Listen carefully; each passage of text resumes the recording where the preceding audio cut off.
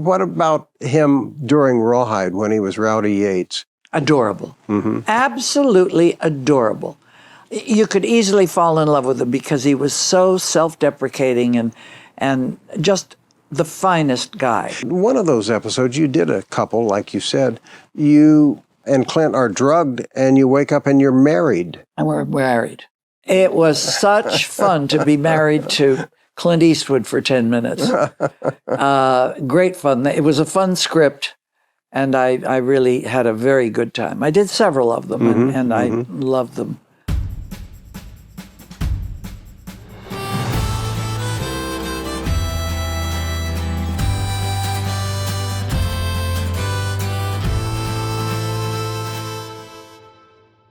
Hi, welcome to A Word on Westerns. My name is Rob Word, and I do love Westerns. And I hope you do too, because we have a special guest today who made a lot of them. As I was doing my homework for this, I go, there's so many TV shows. She did them all. Not just Westerns, she did all of them. But we're going to talk about those Westerns today. She did feature films too, and that's what we're going to talk about first. She was in the Rat Pack Western. You're going, what is that? And it's a remake of Gunga Din, Sergeants 3, and we have the lovely Ruta Lee with us right here. Wow, what a beautiful introduction. Hello to you, my darling Rob, and hello to all of you lovely viewers out there. Thank you for joining us. And thank you for joining us today, too. I'm so happy to be part of this Word on Westerns. That's really such a special title, and you're such a special guy to give a damn about Westerns. You know, they were such an important part of every youngster's growing up. Well, not ever, just of my generations. I'm looking at my boy right over here. Well, he's unusual because he was forced to watch Westerns, so unlike his friends, he knows who Matt Dillon is. God love him, and he's so handsome. Well, what did you do, drown the ugly ones? Well, you should see my wife. She's really quite the lovely lady. I love blondes. What can I say? Oh, you silver-tongued devil, you. Well, let's talk about the remake of Gunga Din, which was Sergeants 3 with the Rat Pack. And Dean Martin had the Doug Fairbanks Jr. role, and you had the Joan Fontaine role. Right. Now, I don't know if any of you out there have not seen Gunga Din, because this is the story. It's three wild and crazy guys. In the French Foreign Legion. Well, no. Originally? No. Where were they? They were in India. They weren't and the French Foreign Legion didn't go there? They were like British soldiers. Oh. Well, we'll cut that out. Okay, all right. Okay. No, I kind of like the argument. Well, we might leave it in then. She's so feisty. I guess I'm thinking of other movies beyond that. But stop and think. Oh, wow, what a great, old, beautiful movie that was. Who played Gunga Din? That was Sam Jaffe. Sam Jaffe. And where did they shoot it? Where? Lone Pine, California. Oh, my. I thought everything was shot up in Kanab, Utah. No. All the films that were shot, like with the Bengal Lancers and everything, they were in the Alabama hills of Lone Pine. The Tyrone Power one that he did, King of the Khyber Rifles. Oh, yes. All of these. And there was even a TV series called Lives of a Bengal Lancer with Phil Carey and Warren Stevens. Oh, my. Well, you are such a historian. You know everything that there is to know about movies, Westerns. Well, that's not a Western. I must have had a really dull childhood, just sitting in front of the TV screen the whole time. What would you call that if not a Western? An Eastern? The Bengal Lancer movies? I don't know. A British Western, I guess. Gosh, I don't know. But what would we call Sergeants 3? Well, we'd call it a great big romp and a great big laugh and a great big giggle, because working with those guys, I'm talking about being leading lady to Frank Sinatra, Dean Martin, Sammy Davis, Peter Lawford, Joey Bishop, the Crosby Boys, and the comic teams out of Vegas. It was such fun and such a laugh. And I mean, I felt sorry for our director, who tried to get everybody to shape up to do a scene without breaking up and laughing. But Dean Martin is without a doubt, was, I should say, one of the funniest people God put on this earth, because he was just innately finding laughter and jokes in everything. Everybody wanted to hang out with him, and Frank wanted to be Dean. Maybe he did. Really? Maybe he did. But boy, they were so good to me. And I am wont to say that I'm very sorry that I didn't have an affair with any one of them. Just all of them, not any one of them, just all of them.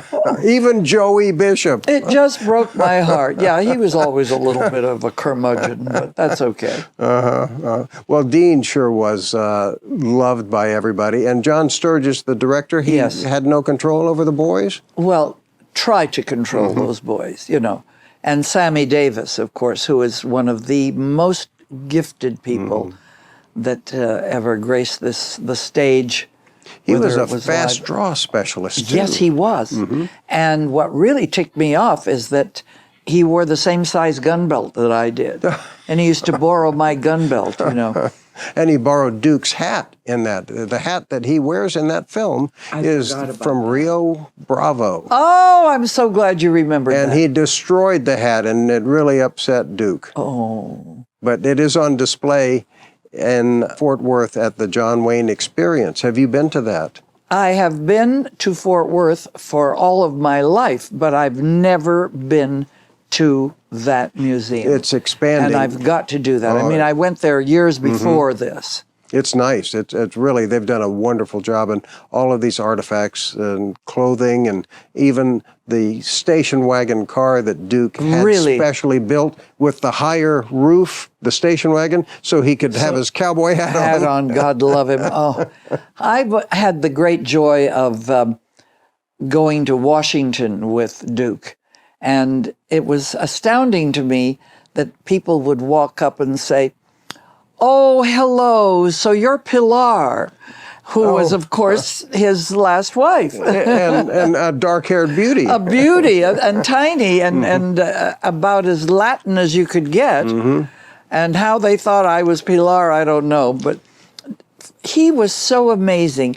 To get through a crowd, you know, he didn't stop to sign. He handed people cards that were Already already pre-signed signed. by somebody. I saw him do a few, let's put it that way.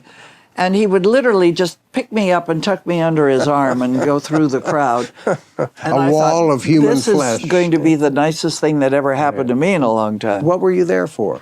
We were there because we are both of the Republican stature in politics. And it was Richard Nixon time. So we were at the White House and different events and whatnot going on. Loved it. I loved it. I loved Pat Nixon. I thought she was a great lady and a great first lady. Well, Duke sure was special. You never made a feature with him, though. No, I'm sorry to say, because he was so very special.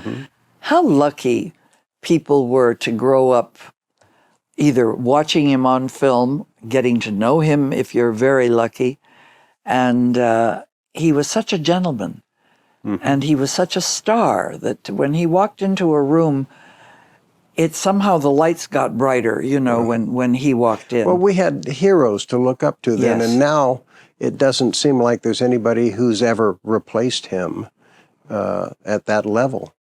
I don't even know who the wonderful, great, big, huge stars that go on year after year after year are anymore. It's hard to name a few. Some are lucky enough to stay in the business and ease into more character roles. Yes. You look at somebody, a terrific actor and a fine man, Sam Elliott, Oh, yes. you know, who's been able to do that and finally get the accolades. That he deserved way back when. Like John Wayne, he didn't until years later. And Clint, they'd say, well, you know, he's just Clint. He Yes, squints, and then yes. all of a sudden they realize he's a fine filmmaker. Not just he's a good actor too, but as a movie maker, there are few that are at his level.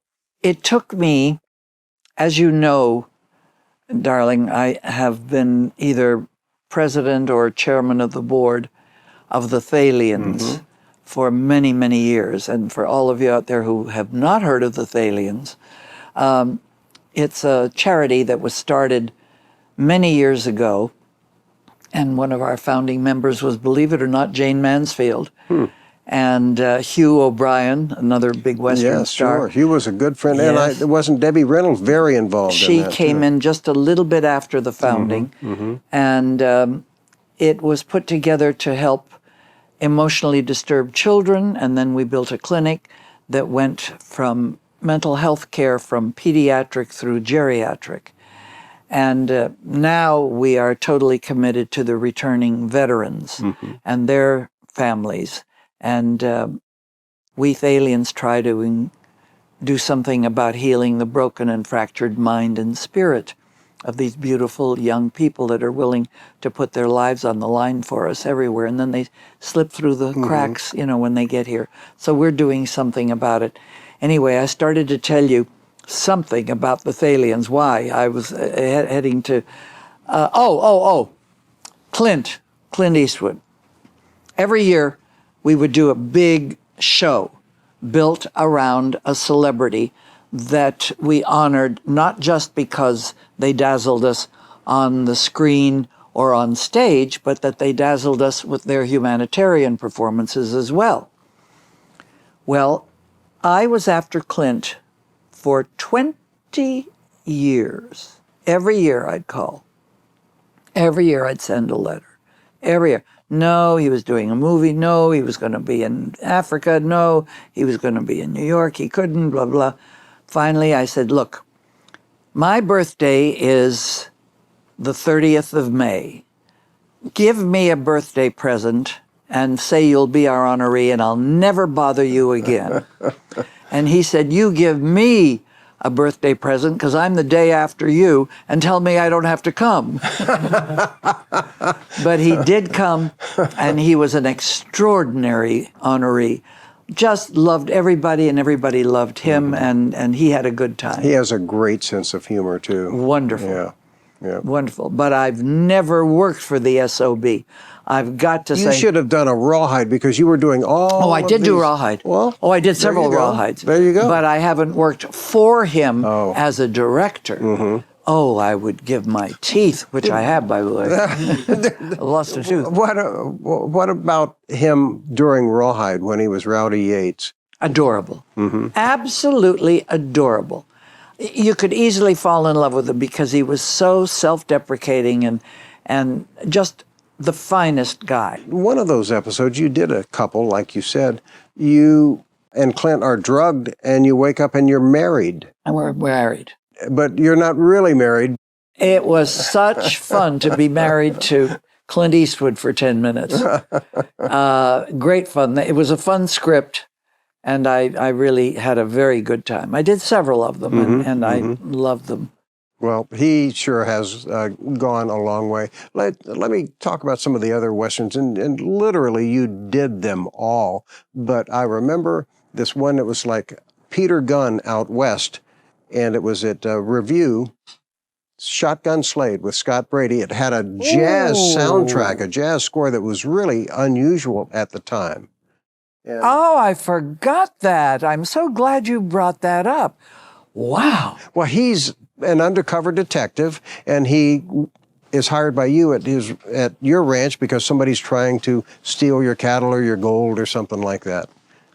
It's all usually the same plot. Well, usually you're a saloon girl. Yeah. But you weren't in this one. You were the ranch owner.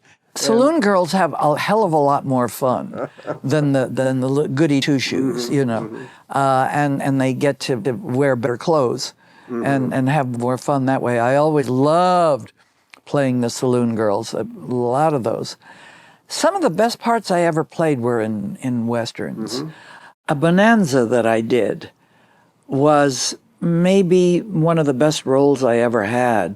What was the story? And I got to play an alcoholic that they take into the house and try to get me straight. And it was quite a role to play. And I was very young, and while I took a sip once in a while, I was not a drinker. And so I had to really go into the past and movies and things to remember what it would be like to be an alcoholic who is desperate for a drink. What is the trick to performing that? To performing that, I think I borrowed from everybody I ever saw on the screen. Susan Hayward was the best alcoholic I've ever seen. She was one of the best actresses I've ever seen. God, she was gorgeous. And I remember using some of her in trying to keep up this lovely lady attitude, even though I'm desperate for a slug of alcohol. Let's talk about Audie Murphy, because you were in an Audie Murphy movie with your friend, and I know he's a friend. You did multiple programs with him, Darren McGavin. Darren McGavin was one of my best friends in the world. He and his wife, I have to tell the story, came home from Palm Springs one weekend, and we were having dinner, and he said, Roots, as you know, we were down in the desert, and I found this cute little house across the street from what was then the biggest saloon in town, the Racket Club. We bought a house, and not only did we buy a house, but we went ahead and made a deposit for you on one of them. And I thought, I'm all of, like 18 years old, and I don't know anything. And I'm saying, I barely can pay my union dues, never mind buy a house in Palm Springs. And my mother, God love her, the good Lithuanian lady that she was, said, buy, don't worry, you got trouble, we help you. And that's when I bought my first little house in Palm Springs. So I say it's the house that Jack Warner built because he basically paid for it with all of the shows I did at Warner Brothers. Including Westerns, and Darren McGavin is responsible for my buying it. And then I bought another house built by the same builders. But this all started out to be talking about Audie Murphy, our American hero. He sure is. And he was a lovely man, but was not the least bit interested in socializing with any of that fabulous showbiz trash that was in that film. I mean, we had Alan Hale. L.Q. Jones maybe was in that, I think so, and Skippy Homeyer. Skip Homeyer, Ray Teal. Ray Teal. And all of these people were Western people who were used to the horses and the craziness and the plop from the cows and everything else on the street. And somehow, as nice as he was, he didn't mix and mingle with us. He didn't go to dinner with us. Why do you think that is? I don't know. I don't know whether he was just naturally shy, whether he had enough war experience to where he liked to be quiet rather than tumulting with the rest of us. But I felt sorry because if there's one thing we do well in showbiz, is that we sit and swap stories, good old stories about working on with so-and-so and that one and that director and the prop fell down and blah, blah, blah. And they're just such fun stories. And that's part of the business that I miss these days. Well, Bullet for a Badman is really one of his better films, too. And the locations, I think you all were in Utah. Utah, in Beautiful. St. George. Did you horseback ride, too, or do you have a double? Oh, I rode, you know. I mean, I was never a good rider, and I am so grateful to the guys on all the sets that took the time to say, land the horse that way, and that way you can step down on the step, because the horses were always huge, and I'm short. I'm only 5'3". And God, they taught me how to ride. They taught me how to shoot. They taught me how to, handle guns and fan the gun to get fast shots out. And I'm so grateful to those guys. And Rob, on every set that I ever worked on, usually where there were especially Westerns, I would make a point of going around and saying hello to everybody that was in the background, the extras. I found out early in my career that some of those extras were big silent stars. Yes. Were big Western types. Maybe I didn't know them because I was too young and too stupid, but I felt it was incumbent upon me, if I'm the leading lady of this piece, to at least say good morning or hello or how are you all today, you know. I'm sure they appreciated that, because you look at some of the TV shows where they needed background players, and you see Kermit Maynard, who had been a big star, Charles King, who had been in 300 movies, and they're reduced to no lines, but in the background, doing bits of business. And it's an important part of course of it is. everything. And it's important that they still stayed in the business and made a living in the business. And we're not all on the dole. No, and Johnny Crawford, who was always fascinated by the silent movies on Rifleman, where he's like 12 years old, he learned that not just the background players, but some of the crew members had been working on silent films. And so he was always pestering them, talking to them about those days. And God love him. Just, it was great. He loved silent movies, and he was a great hand, too, on horses. He did rodeos and won. God. He rode bucking horses. And had a great music career as well. His voice wasn't voice wonderful. You probably know this. He and his band played at my wedding. I did not know that. Oh, how fortunate you were. Oh, I was. He was a dear friend. Oh, how nice. I'm so happy to hear that. And you're a dear friend, too, and so I've got to call it quits for right now, because the cameras are going to stop automatically in 30 minutes, and so we're going to call it a day, but would you come back again? Is tomorrow too soon? No, it's not. Thank you for the joy that you bring to all of your viewers and to all of those who are sitting next to you. Thank you for being my friend, and may God smile on you, and please, dear God, keep smiling on America, even though sometimes we don't deserve it. Now you know why I want her to come back. She's just the best. Ruta, thank you, dear. God bless you. We'll see you all next time.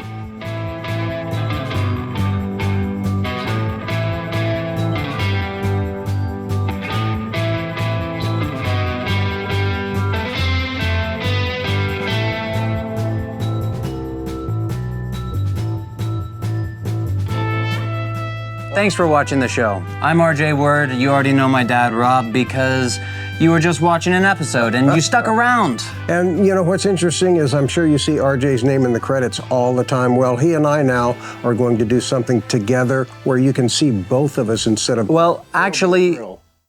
You can't see either one of us. You can't see either of us. It's a podcast. But you'll hear him. Exactly. Podcast, it's new for me, but I'm excited about it. We're going to be having a lot of interviews with Western personalities like we've been doing for the past 11 years right here on A Word on Westerns. But now it's A Word on Westerns podcast. You know, that's more than a third of my life. We've been doing this show for more than a third of my life. He was in high school when we started at the Autry in 2013, and he used to skip class to come and work as a PA, and now he's bossing me around. Can you believe that? He was a cool dad, and he takes instruction very well. I'm very proud of him. But our podcast is every Monday. Every Monday a new one drops. Isn't it up all the time then, and you can access it anytime? You can access it anytime wherever you find your podcasts or on our new channel, A Word on Westerns podcast. Sounds good to me. The links are... I'm going to put it over his face. He did graduate, too. Click here.